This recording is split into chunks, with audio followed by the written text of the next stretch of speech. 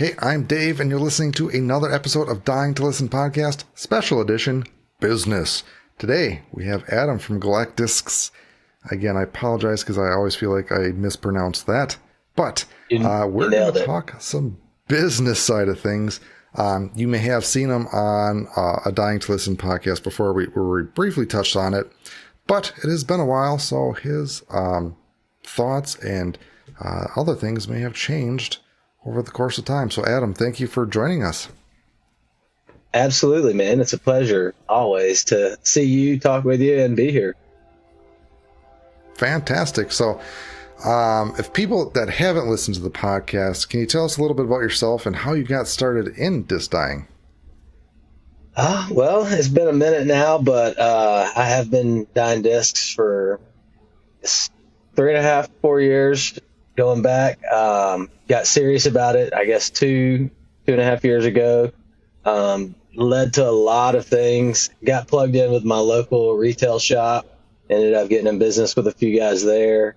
Then ended up in some other businesses, not dyeing related, but I mean that all originally just came from my initial interest in disc golf business. Dyeing got me there. So what's inspired you to turn your disc dyeing hobby into an actual business? Well, as most people watching this know, that it is an expensive hobby. Playing disc golf is free, they tell you. It's not free. You know, we have stacks and stacks and stacks of discs everywhere that we'll never throw, that we have thrown. There's, what do you do with all those discs? You just dye them, and then if you spend all that money on dyeing supplies, you got all these discs, sell them. Why not make a little money off of your hobby if you can? That only feeds it. This is true. It's like an addictive hobby that you need to make the money to keep that addiction going. Absolutely. Glue is not cheap. Floetrol is not cheap. Do you remember the first sale that you made from a dyed disc? I do, actually. I was at a disc golf course locally in town, and I had some discs that I dyed, and there were these 3 or 4 guys that I had recently met. It was probably the second or third time, and I pulled one out, and I'm from Alabama. One of the guys was a big Auburn fan, and the colors on it were Auburn schemed, and he was like, I'll buy this from you right now. And then I've been friends with those guys, ever since then. But that was 100% the first dyed disc that I sold. Do you remember what year that was? 2021. Nice. Yeah. What were the first steps you took to set up your disc dyeing business to kind of make it official and like, hey, I'm going to start making money from doing this? So just naturally, I've always been one of those like make a business out of everything kind of guys. I've always worked for myself. I was a general contractor for a long time, working property management, just a lot of construction side of things. Then got into this full time. Basically, the way I started building my business may not be the best way to build your business, but I had, a job and a full-time income and a little bit of money that I could spend on things here and there. I chose to buy a whole bunch of discs and dye them up and start setting up, locally. As I mentioned, that first disc I sold was from a stack of discs that I had dyed, brought and showed to a group of guys, and just didn't even try and sell. He asked to buy it. And that's kind of when I realized, maybe I'll do a few of these and put a little more effort into it. And so I dyed a bunch of discs. I started showing up to events, just like there'd be like an event set up over here, and I'd be kind of like in a parking lot over here with a table, just selling hundreds of dyed discs. I don't think that that's the way to do it now, but that's how I got my name out there originally. The steps I would take now would be seriously think about what you're trying to do, set some sort of goal for that. realize that it is going to take money to make money. You may show up to an event now with 100 discs that you think are amazing, and they probably are bangers, every single one of them, every single one. But the thing is when you show up, there's going to be two or three other guys, maybe even people from the Dyers Guild or somewhere like that, and they have 150 bangers, and people only have so much money to spend.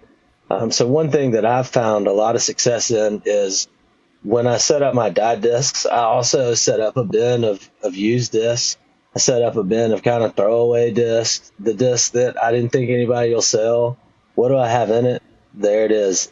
People buy that stuff all the time. They'll flip through $40, $60 discs and they'll be, oh, this is cool, this is cool, this is cool. Show it to a friend. The friend, they buy that. That guy ends up buying 2 used discs. That's valuable. But merchandise, things that people need at those events, like hats, dry bags, towels, anything like that, if you're just genuinely trying to get your name out there, that kind of stuff is something to think about. Things that you can put in somebody's hand and they can walk away and not give you anything, but you give them something, minis, stickers, stuff like that. If you're trying to build a business, it takes a lot of investment in yourself and what you're trying to do to take that further than just, hey, here's some Frisbees, buy them from me because they're pretty. So what kind of initial investment, like time, money, and resources, was required to get started? Way more than I anticipated, and I think way more than what my wife agreed to initially let me put forward. It does take a lot of time. There's ways to do it where you spend way less time and a lot more money. There's ways where you don't spend a lot of money, but it takes a lot of time. What's that? There's some kind of equation that's called something, but yeah, I mean, it did. It took me weeks to build up an inventory. And like I said, without a little bit of extra money, to spend on that, that could have taken months or a year just to buy some of those discs. I mean, I was fortunate to have some friends in, the retail side of things. So I was able to get, a lot of their trade-ins where people would bring tournament discs and things like that, where they were never thrown, but they'd be white or, pretty translucent. So I could get that stuff for them for pretty cheap. And it gave me the opportunity, like I said, to just build up this massive inventory of dyed discs. It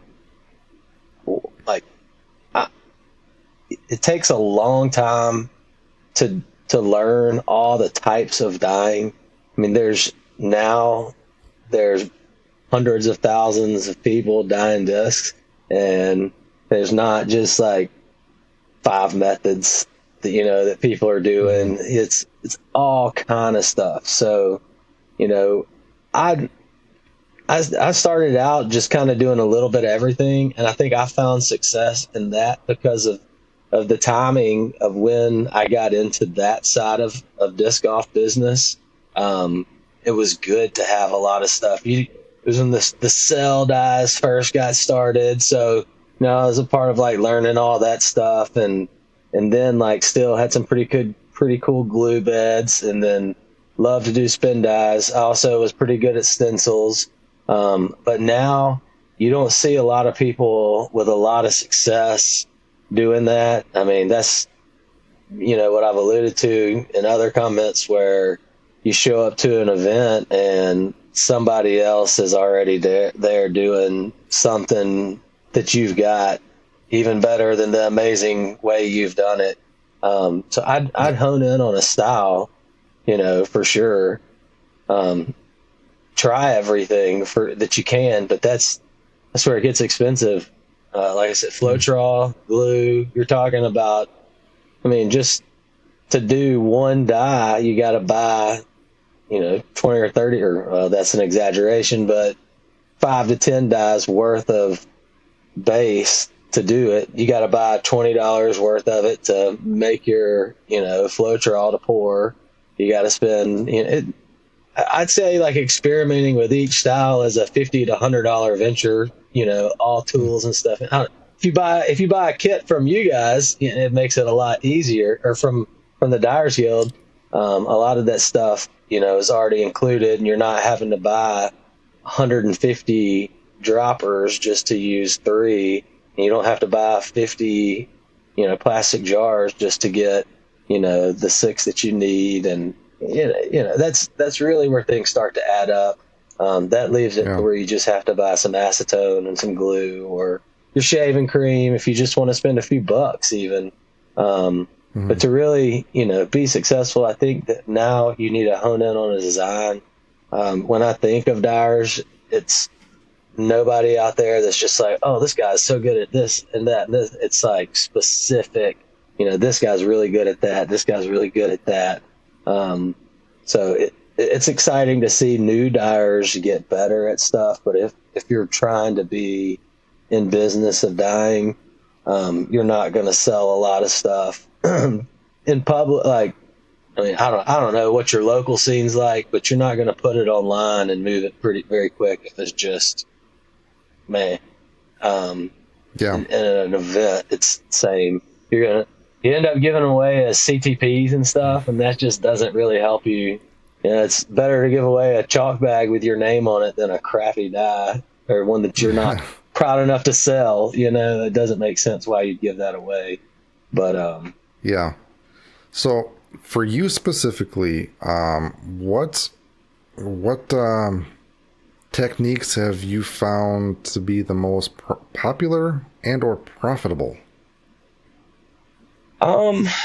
If you want to make a lot of money really fast, people love spin dyes, like live spin dyes. Like if you can set up somewhere with just a record table at a local A tier, B tier. See, if there's 50 to 100 people there picking up player packs, and you say $5, $10, it don't matter. Half the people are there just because they want to help you. They see you, they want to support you. But spin dyeing, if you can get pretty decent at spin dyeing, you can spin them out really, really quick, and make those little. Charge $5, somehow give you 10, tell you to keep the change. You'll make more money doing that than you will selling anything. If you do something like that, it's wise to have some discs out for sale, maybe in a different style than what you're doing there, like everything but spin dyes. But that's one way. I'm a big fan. I used to be so big into stencils, but I'm a big fan of just flip and dip. My style is to just use everything up to the max. So glue beds are good for me.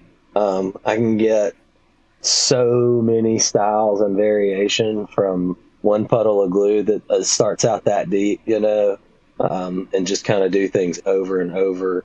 And that's pretty quick. I think when we all first started doing this, we thought there is a lot of time that's required, based on a lot of environmental factors, but we've figured out how to, make it happen faster and make the craft more efficient for us who are trying to be profitable.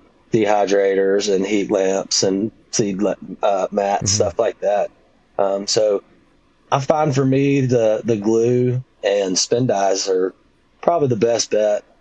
That's stuff that you can still incorporate masking and like glue masks. You can do stencil the heck out of, stuff like that.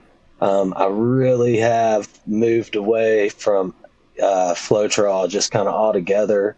I like doing it. I enjoyed messing with it, but it's a big old mess, and there's too many people who can just at will do stuff way better than I could. And I'd rather just give them my money and do the rest on my own. I totally agree with that. How did you initially market your disc dyeing business to attract your first customers, or just customers in general? One of my good friends, actually at the time he wasn't a good friend yet.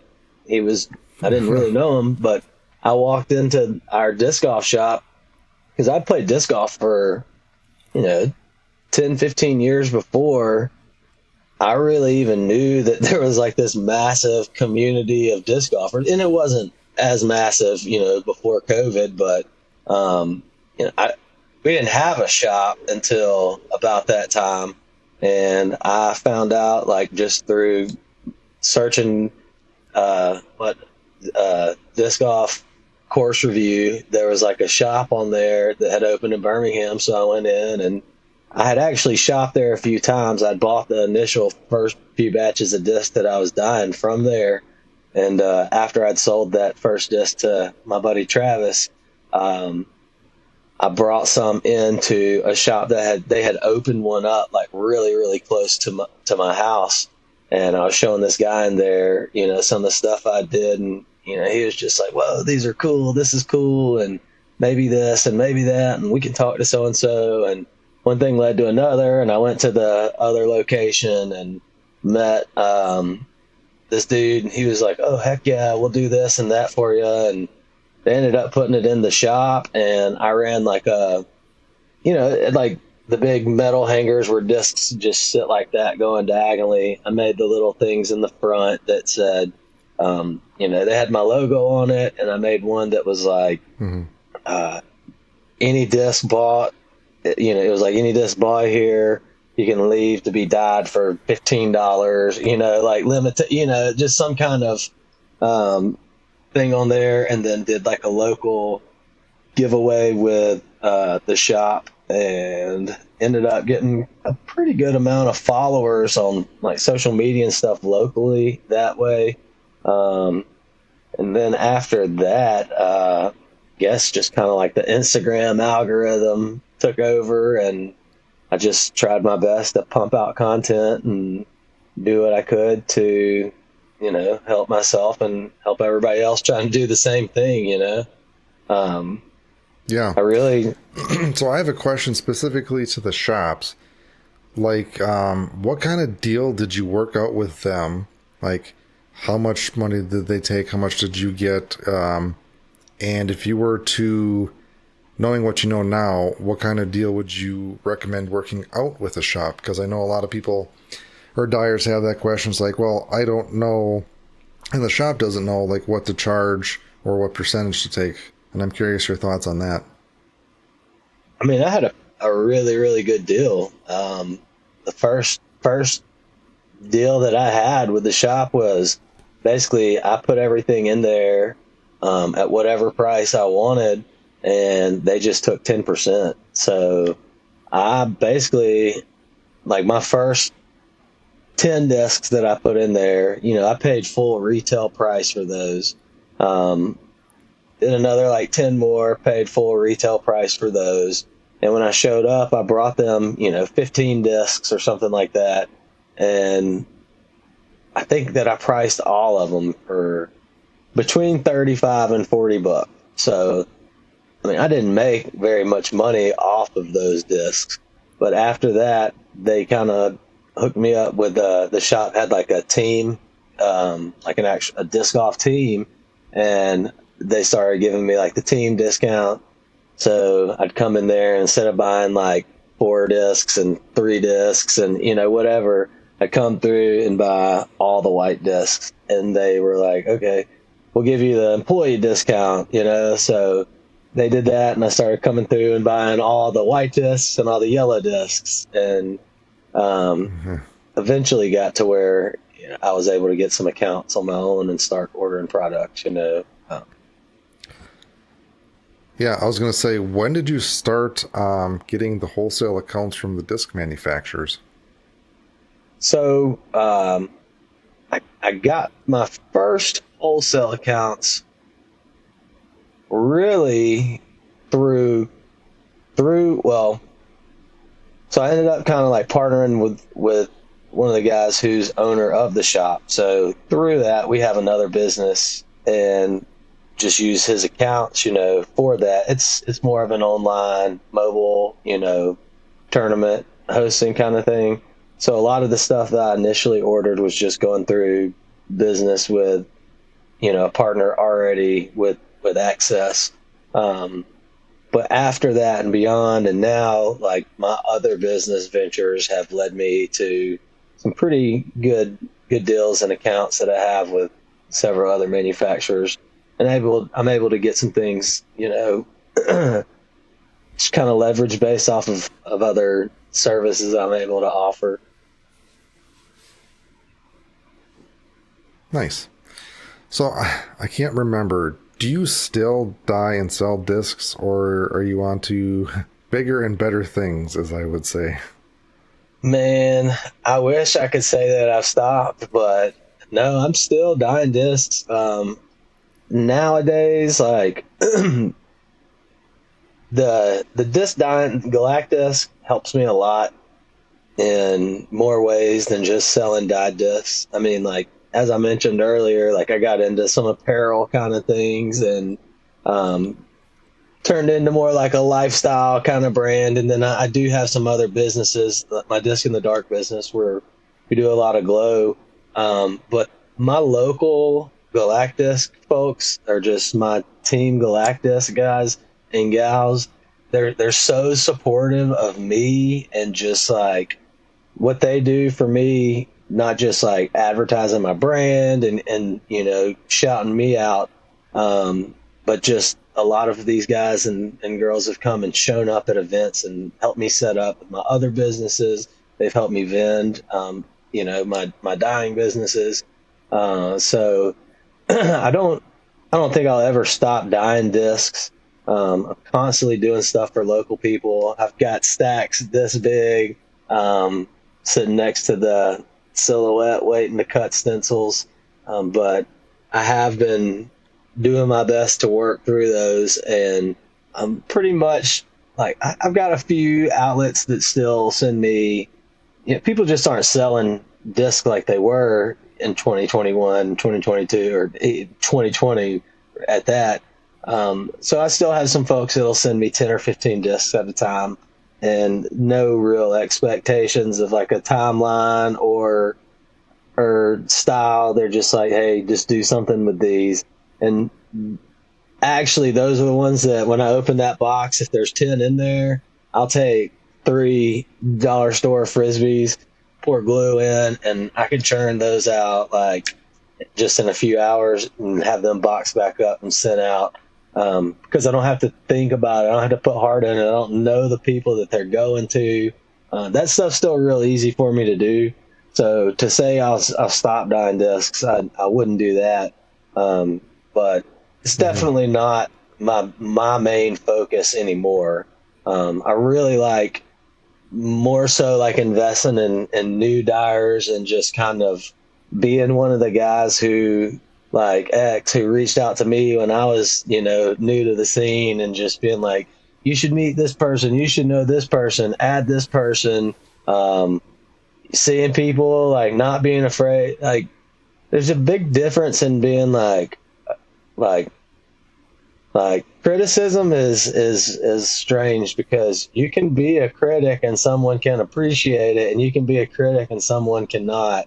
And Yeah. just I feel like I have this like way of kind of like seeing things and like making like low key comments. I don't know, like giving advice when it's not asked for, but also like that's appreciated, and built a lot of friendships that way. So I've enjoyed watching like people that I've seen post some pretty different stuff and posting like really are developing into some like incredible disc dyers. And that to me, like, if I was going to not dye discs, at least I can say I've got all these like satellite dyers and or whatnot, which may be something I'm thinking about doing with my business. So who knows? I feel like you're a serial entrepreneur. You'll just like you said, make anything into a business. But I'm curious, was the disc dyeing business ever a full-time thing, or do you think it could ever be a full-time thing? There was a point in time where I was dyeing discs. I also did have another job, but the amount of money I made dyeing discs could have supported a person. I have 3 kids and a wife, so there's no way it could have really supported that. You'd have had to have some pretty awesome deal short of being a manufacturer, because I mean, I won't like just say that I was dyeing discs for a company. It cost that company $3 to make a $15 disc, and they paid me $6 to do it. I mean, they'd have to sell 100, and these I'm talking just like random, like you'd see a factory dye or something like that, and you're just Mhm. talking $600 off of 100 discs, and it's worth somebody's time, but it's just not worth mine. You could. It doesn't really matter what anybody says on Instagram, Facebook, Reddit, whatever. Like, if they're doing bulk dyes for any company or um, manufacturer, anything like that right now, I mean, I'd say there's maybe an elite list that are making outside of this. But if you're making more than between $5 and $8 a disc, you're crushing it, and you're probably having to dye a lot of discs to do it. But I already Mhm. know that that's not the case. Like, they're gonna, like, these disc manufacturers are so plastic rich right now that they're not giving money to players. Like, they're not gonna pay you, but they'll say, hey, here's 30 more frisbees for you to sell, or here's whatever it is that you want, or here's store credit, or Mhm. wholesale whatever it may be. But I mean, like I said, you've got to hone in on a style and be able to move, because I've been on pro tour this pretty much whole season, and like, I mean, got to see some of the best of the best out there. And if you do the math, just like, that's one event a year. That's you're doing more business in a weekend than you are probably doing on your own mine sites and stuff, in a Mhm. few months. It's not there, but it's definitely a hobby that you can make money off of. It makes more money than me playing in league. It makes more money than me playing in a flex round. It makes more money than me playing in an A tier.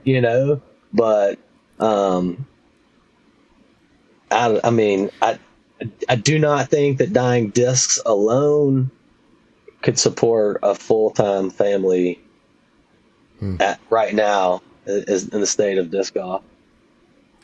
Yeah, I was gonna say, if you had to start this dyeing business over now, what would you do to make the most money? And that's just specifically for disc dyeing and nothing else.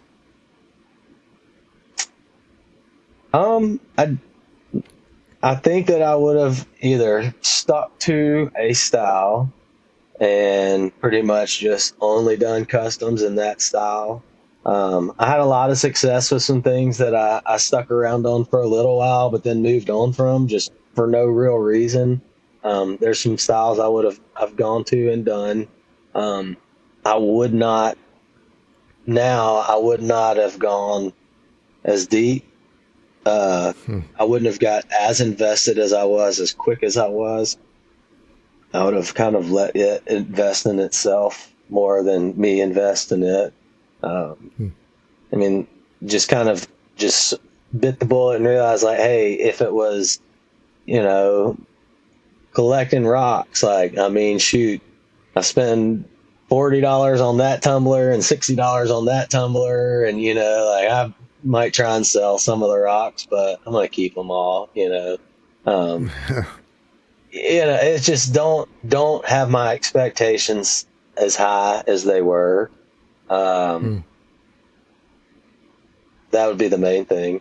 And again, I had no expectations until somebody put them in my head, and then I started like, I'd actually been off social media for 8 or 9 years, so like, I didn't know a lot of the stuff was even really happening with like disc dyeing and things like that.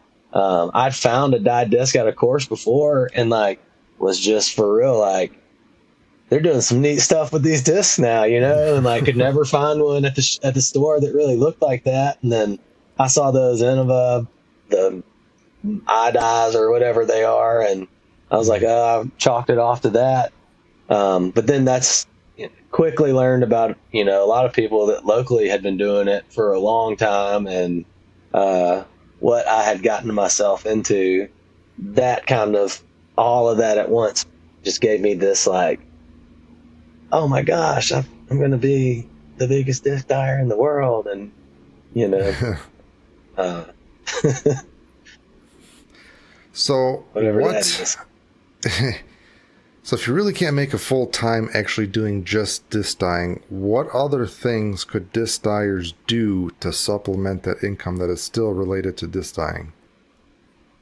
So if you wanted to be a disc dyer and you wanted that to be your main profession, there is a lot of stuff that you could do. You could, have your full vending set up and not miss an event. Like if there was somewhere to set up. What I would highly encourage you to do is take money that you make, from your profits, and put that towards like not just whole sponsorships, but if you have the opportunity to pay $300 or something like that and be an event sponsor or a course sponsor, do something like that. And outside of vending, maybe there's not a lot of opportunities for you to vend. It's like $10 and open book test to go get your TD license through the PDGA. You can run a sanctioned event. It costs you $50 to sanction the event. I guarantee you, if you're in an area that it doesn't have a lot of events being ran, but you do have a lot of courses, or enough to the point where you think you could sell discs as a disc dyer, that take on that responsibility, run an event, sell your discs. There's opportunities to run dyed disc challenges. If you do have a way to get 30 pures or 30 whatevers, do a pure only challenge that's sponsored by XYZ dyes. That's just kind of guaranteed money for you right there. Again, be a provider of things that people need, and people will be more willing to support your hobby. Because again, like there's no shortage of dyed discs out there to be bought, but I think a lot of those discs that are being sold aren't always about what's on that piece of plastic, but it's about who put it there. So being the person that somebody wants to support is going to help you a whole lot more than just putting out a good product.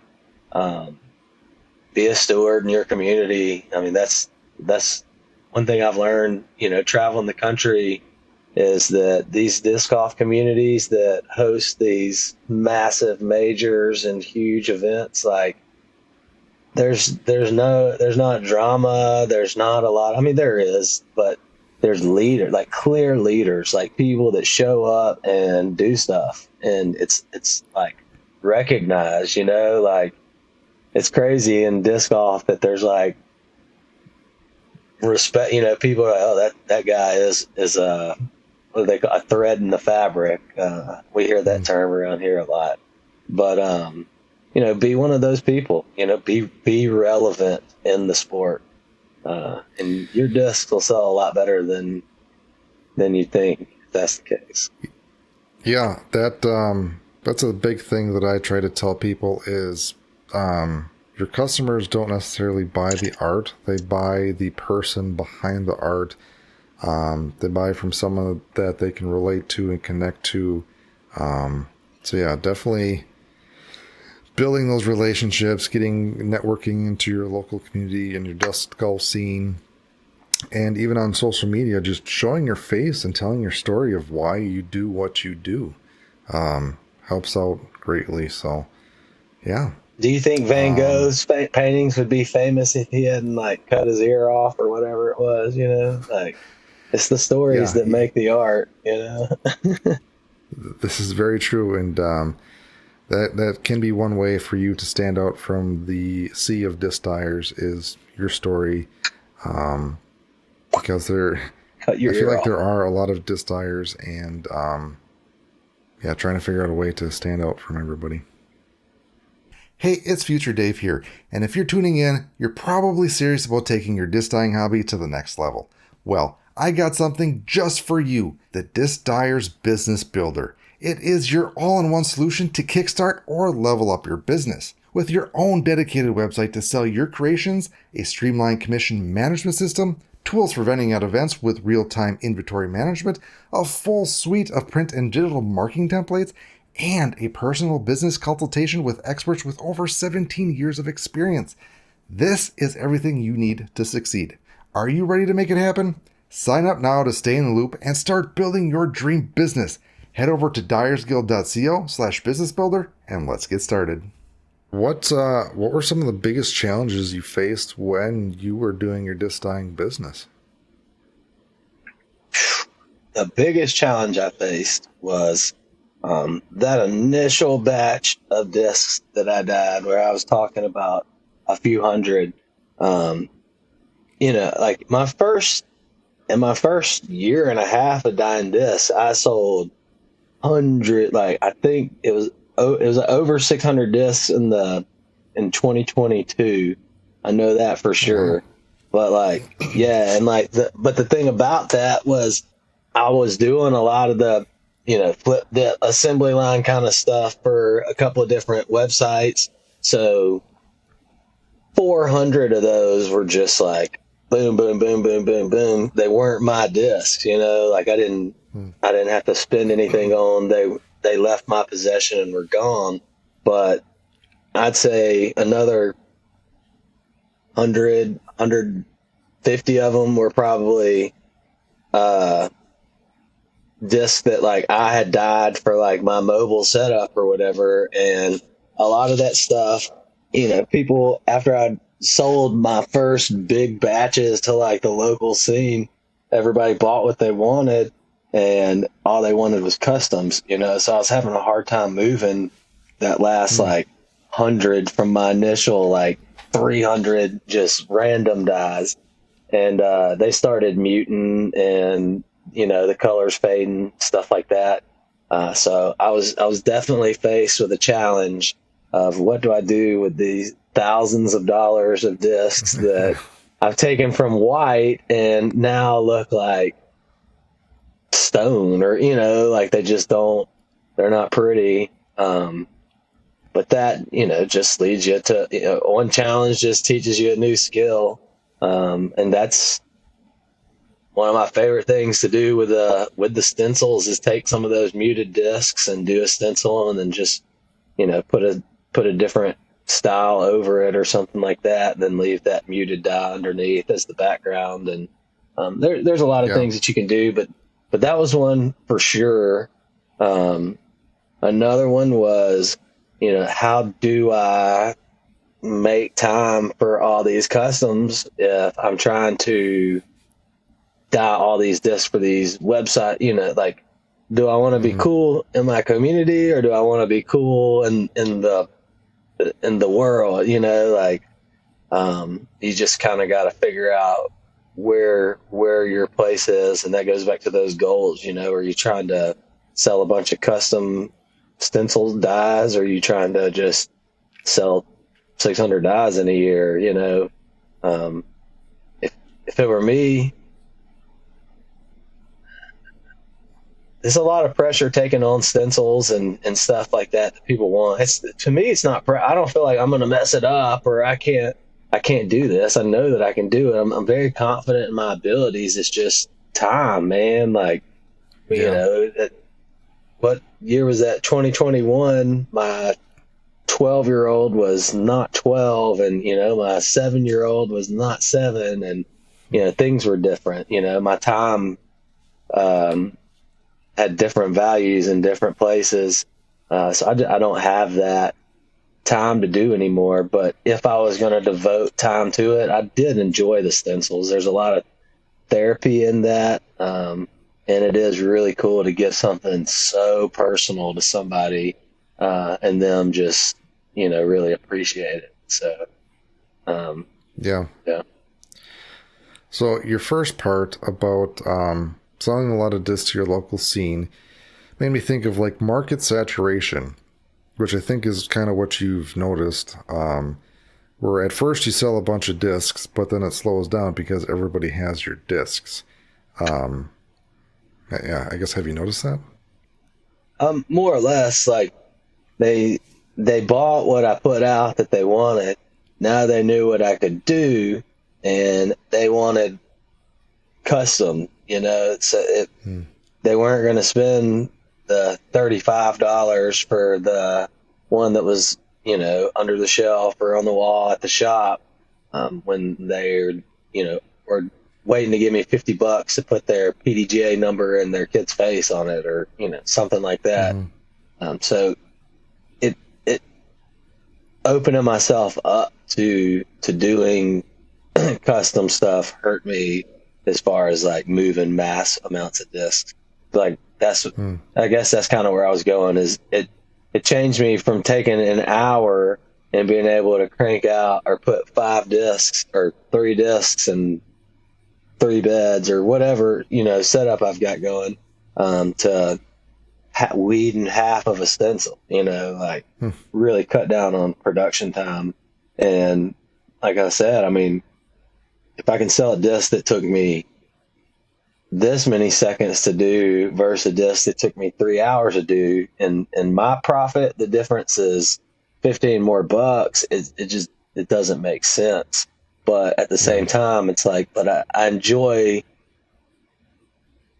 the not business side of it as well. Like that's what got me into the dyeing, is the art and the making people happy, and putting the time and effort into it. It's not the same when there is money on it, or there's expectations or things like that. Yeah. So I do kind of want to talk about the pricing of your dyed discs.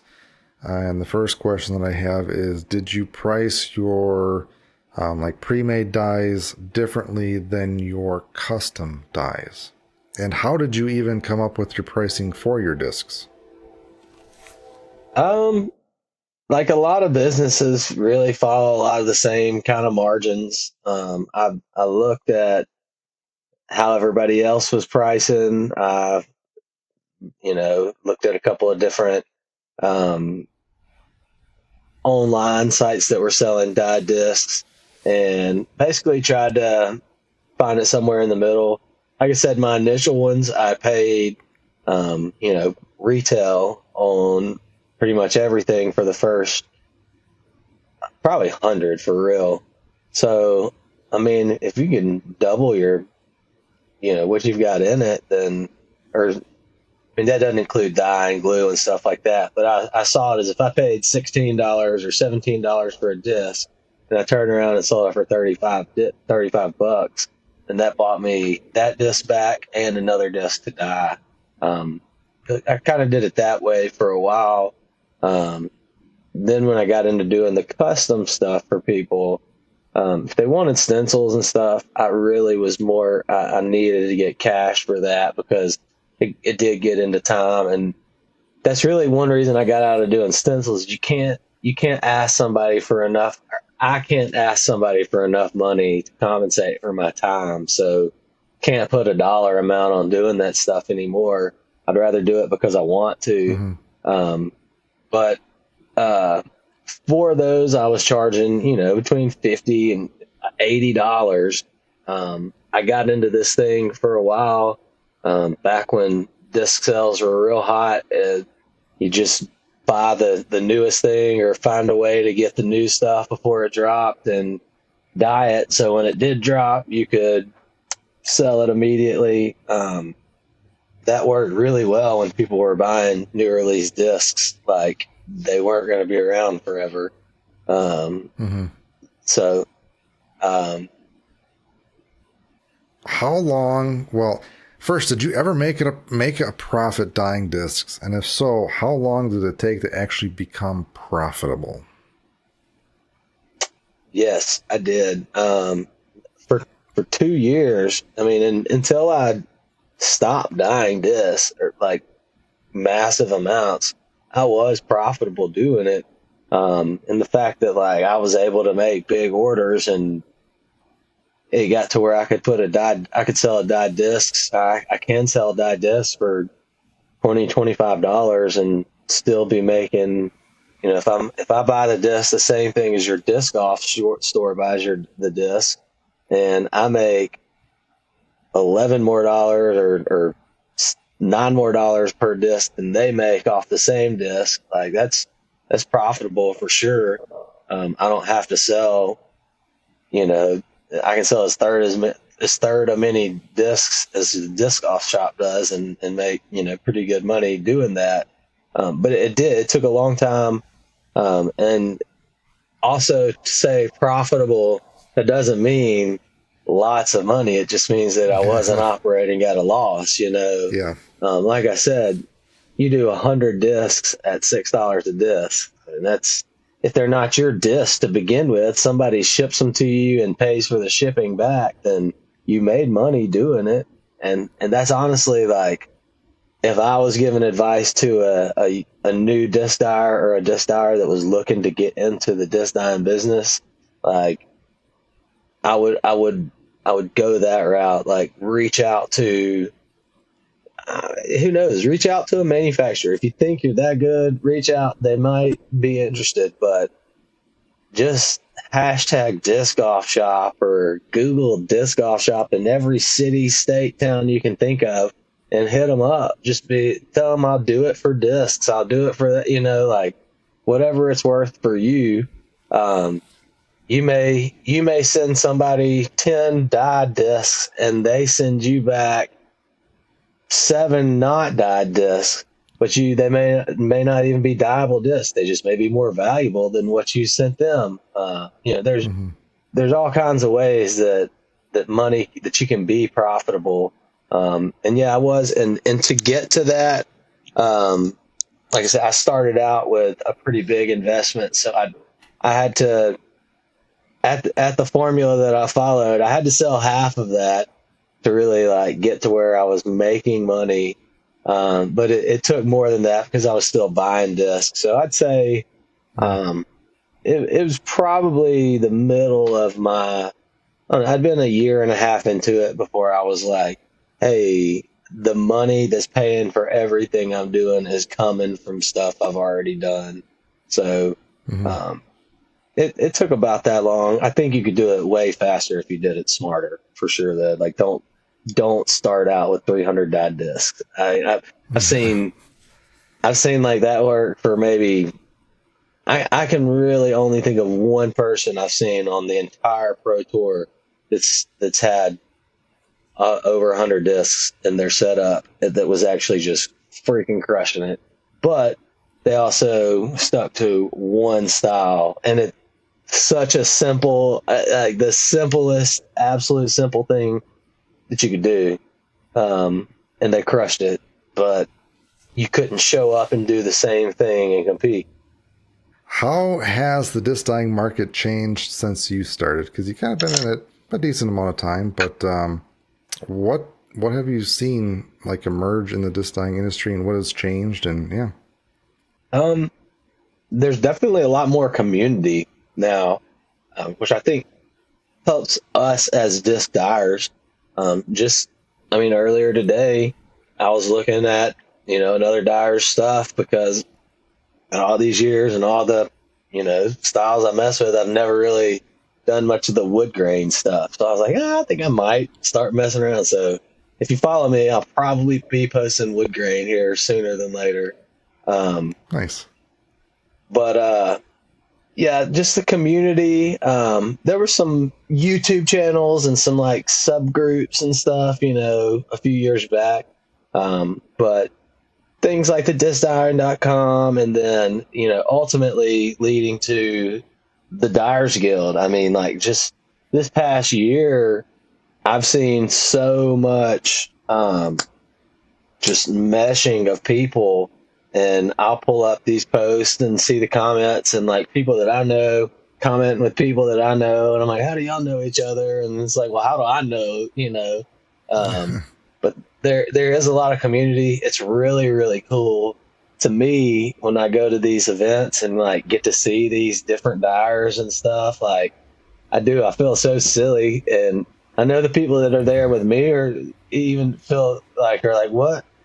We're hanging out with, pro disc golfers and stuff all the time. But then I see like Joe throw Joe's and I'm like, oh my God, I gotta get my picture, hanging out with Nice. you in Austin. It's just like, man, this is way cooler than any of the stuff.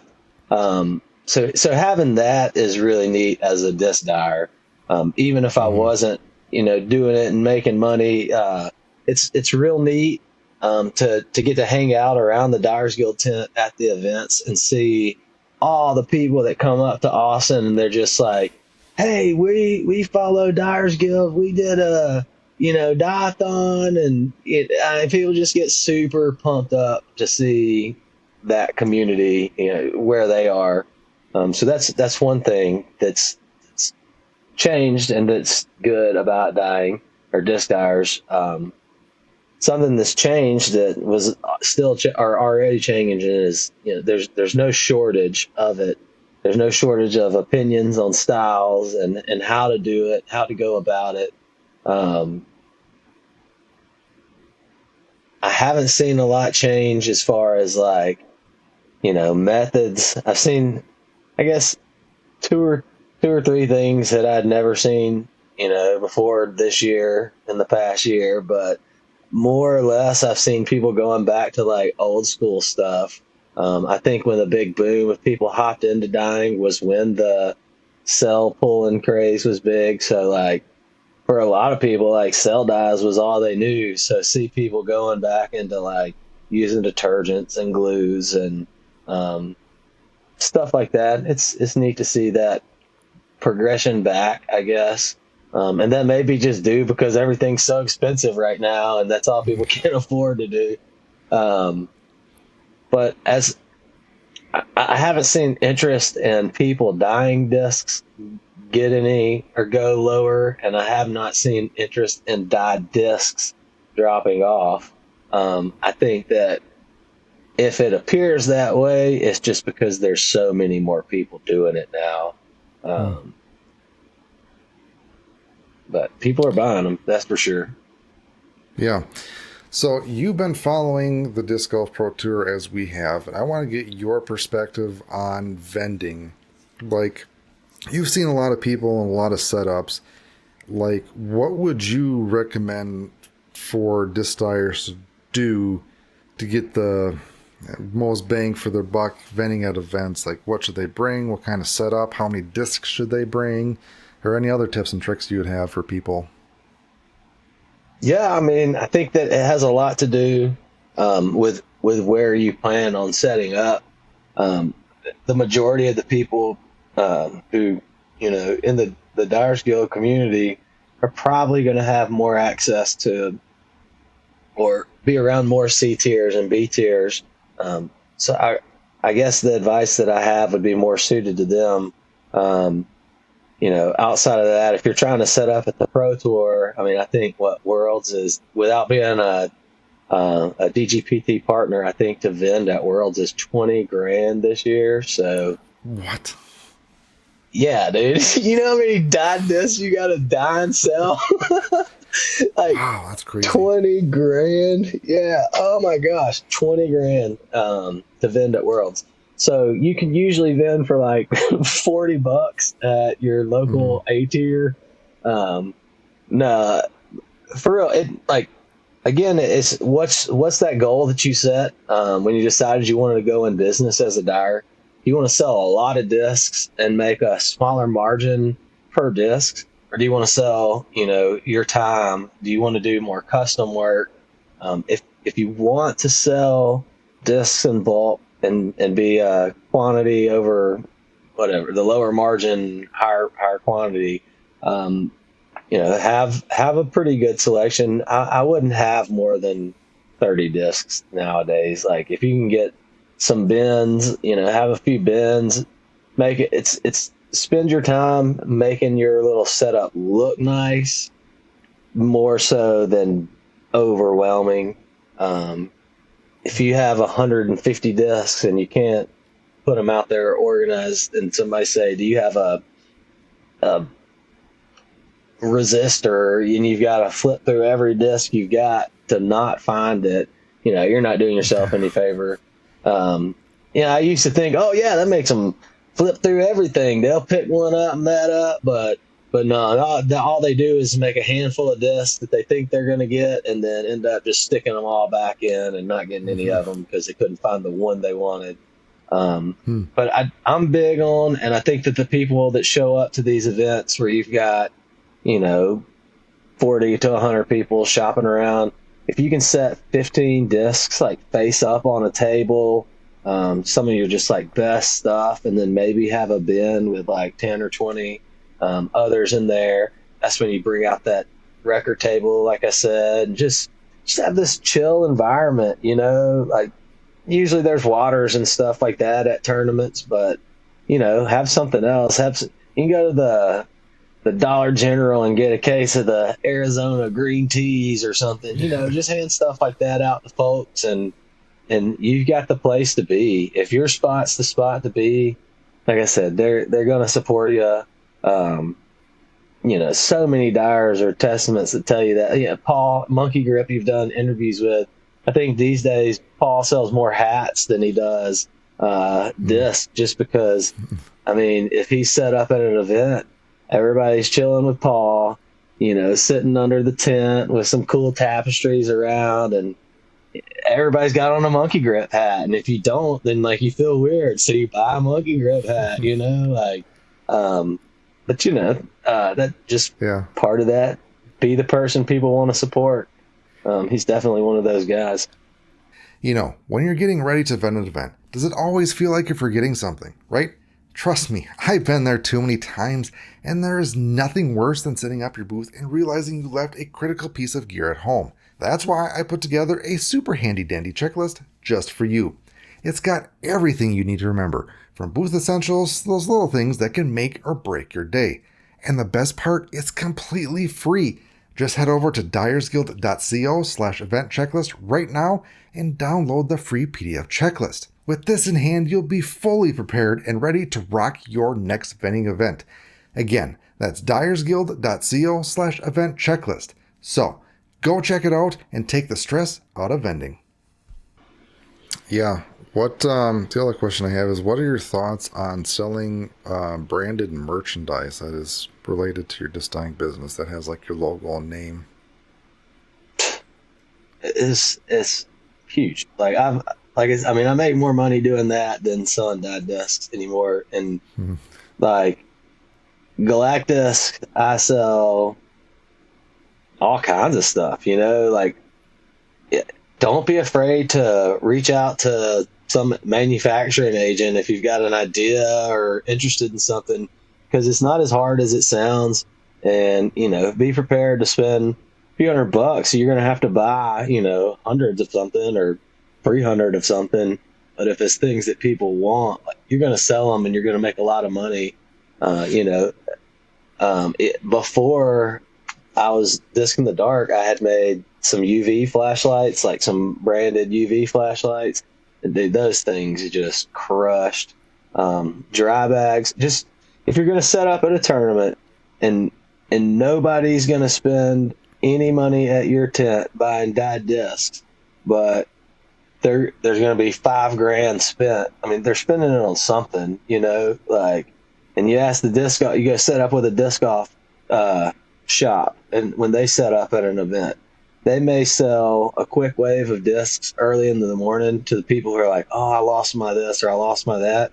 But they don't sell any discs until payouts are, issued or whatever. What they sell is towels, hats, umbrellas, stools, dry bags, sunglasses. Dude, you can, for 67 cents, you can get some daggum sunglasses with your name on the side of them and sell those suckers for $5 a piece, and you're making a killing. But you know, depending on where you are, sell them for more. I mean, it just, you wouldn't believe what you can actually have made to sell. Having minis, like, that's huge at events. Minis, get in touch with Gateway. They'll hook you up. They'll do the stash minis. They got glow minis, coffee minis, all that stuff. But they're really interested in helping people like new disc dyers and veteran disc dyers get product that they move, like that. And minis through them are super affordable, and move really well. Trying to think what else does. I mean, I thought I had it over here, but I've had things, chapstick made. Had these made one time. They're elastic bands. They like snap together, but it's a little player pack thing, but just warm up bands. Just anything people need that's not a dyed disc. If somebody's going to buy it at the event, you'd rather them buy it from you than anybody else. That's business. Like this. I was going to say, Galacdisc, the flamethrower. The kids love it. Yeah, hey, if there's a market. If you had to pick like one merchandise item to start out with, what would you pick to recommend? Probably a hat. I'd have to go with the hat. It's one of the more common bought things at tournaments. It's something that people that wear hats, they wear hats. People love their disc golf hats to wear while they play disc golf. Hats are really good because you can get a pretty good quality hat done pretty cheap. And they make great prizes. Way better raffle items than crappy dyed, like your mist dyes or whatever you want to call them. And they cost you less too. The hat costs you $7 or $8, but you can sell them. You got to know your audience, but a good hat can go anywhere from between. I mean, it's 2024 now, so between $20 and $25 on the low end. But then again, it's $7 to $10 investment, so that's a pretty good thing. Yeah. Oh, just making me think about, like, you can make more money on a hat versus all the love and time and effort you put into a dyed disc. Absolutely, dude. A dry bag, I get dry bags for between $3 and $4 a bag, and then you sell them between $8 and $10 a bag, and somebody else did all that hard work, filling them and sewing them, and I just had them there for you. Yeah. So I'm telling you, the umbrellas, man, that's another thing. You don't see a lot of them out there, and they're very expensive, but when it's raining, people need them. So what are your goals for the future of your business now? Like, what do you want to be doing? And obviously, it's your business. Any business doesn't necessarily have to be the disc dyeing, because I feel like the disc dyeing stuff is kind of transformed into your other serial entrepreneur stuff. But yeah, what is your goals for the future? So that's an interesting question. It's one that I'm actually, kind of in the process of, or I've asked myself and I'm trying to answer as well. I know that I'm not done, with anything that I'm doing right now, but I'm looking to move into new phases of it. Possibly with some new partnerships, new opportunities, just all of the ventures that I've gotten into beyond dyeing have not been any less of a bite than dyeing is. Everything's so fun on the surface and it's all cool until you start making money off of it.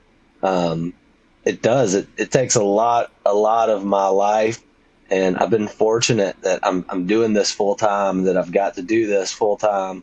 I, I I do hope to be in a situation sooner than later where I'm not doing it full time and I'm able to like share this opportunity with some other people, and let the way my extra ventures help carry my initial ventures, I guess, do the same for somebody else, give them the opportunity to either, develop as a player as they go around the country doing stuff, or, as a dyer or a business person, whatever it may be. I'd like to be able to focus a lot more here at home, just because, I mean, it's really like the people here in Birmingham who brought me a lot of success initially. And I love this crew. And as I've been on the road, like I realize how much I miss just like where I came from.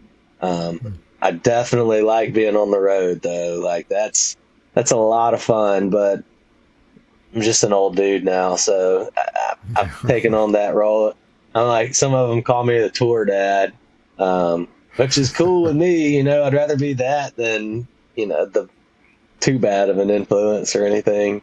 But I'd like to see myself still, a part of this. I don't need to be like noticed, but I'd like to stay involved, keep it at least to, if it's just a hobby, that is still a profitable hobby, but maybe back off from the dyeing and some of the stuff as much full time. I am shifting more towards like, I've been doing a lot of stamp artwork for people. I actually just haven't, I'm terrible with social media, so I haven't posted a lot of the stuff that I've been doing, as of late. I'm always just like, oh, I'm going to make this real, or I'm going to do this. And, I never do. And then it ends up being months behind. But I'm doing stamp art, toying with the idea of some more proprietary blending and things like that. I've had a lot of success with that. And that's been a lot of fun too. It's really cool to like come up with your own blend of plastic or version of a mold or something like that. I mean, if you're going to spend as much money as some of us do on massive orders of discs and stuff, I mean, why not make them all your own? They'll say, if it's something that you think throwing, I mean,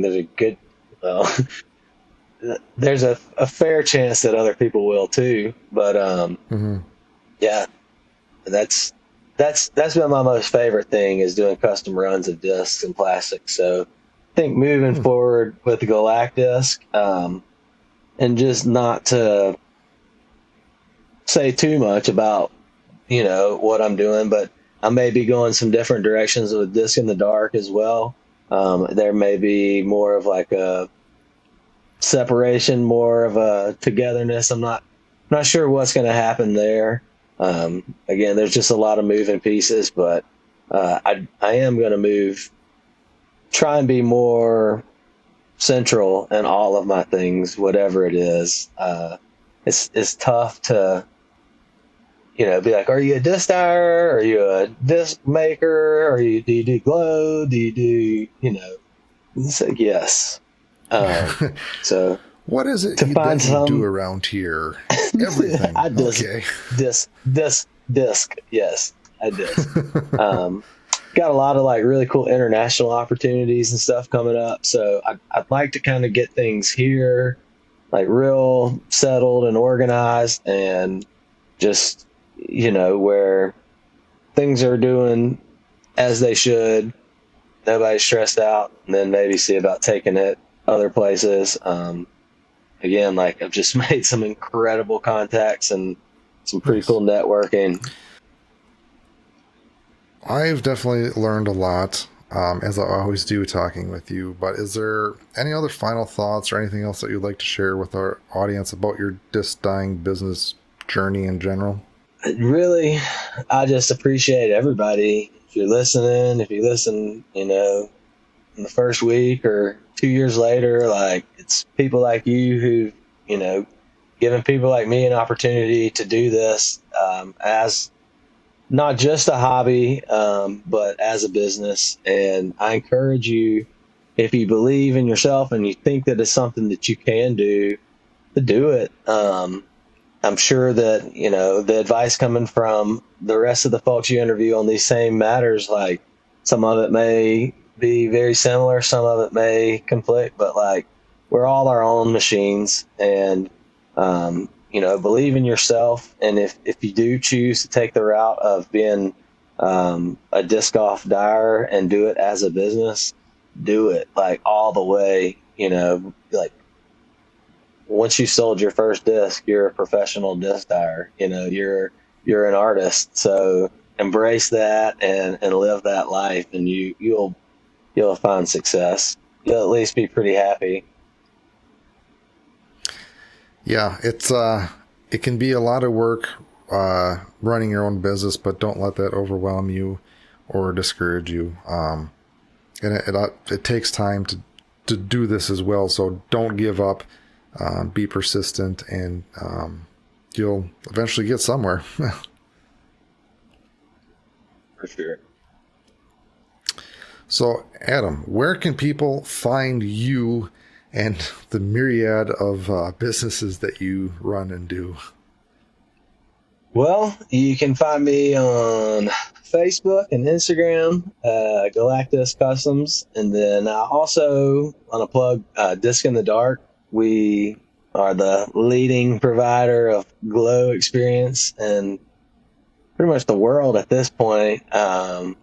We roll around setting up at the Pro Tour. We have, presence on all the social media as well. Like and follow us there. Always, sharing where we're going to be, what events we're going to do. Next thing we're going to be at is Ledgestone. Are you going to be there? I mean, that's probably the closest event so far, so I'm going to try my darndest. All right. I'm hoping to see you there. I'll see Austin for sure, Yeah. but it'd be real good to see you again.